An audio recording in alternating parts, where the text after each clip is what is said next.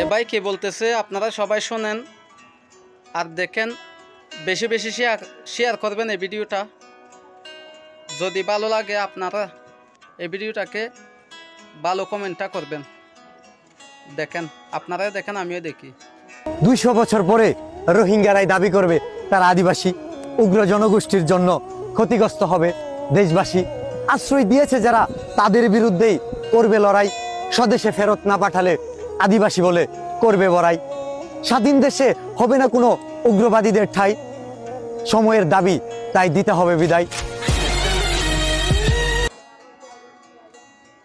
আসসালামু আলাইকুম ওয়া রাহমাতুল্লাহি ওয়া বারাকাতুহু।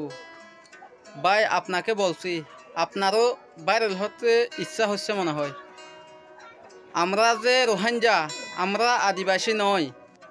আমরা মগেদের মতো, মারমাদের মতো, চাকমাদের মতো আমরা আপনাদের সাথে বেইমানি করব না। আমরা কি কখনো বলেছি আমাদের রোহিঙ্গারা 30 বছর আগেও 40 বছর হয়েছে এরকম রোহিঙ্গা আছে? ওরা তো কোনোদিন বলে না আমরা নাগরিক এই দেশের, বাংলাদেশের। এরকম তো কে বলে না? কে বলেছে এরকম? বলবো না আমরা জীবনেও। আপনি যে বলছেন যে রোহিঙ্গারাইও দাবি করবে, মানে 200 বছর পরে বলবে যে আমরাই আদিবাসী, এরকম আপনি বলছেন যে আমরা 2000 বছরেও বলবো না ভাই।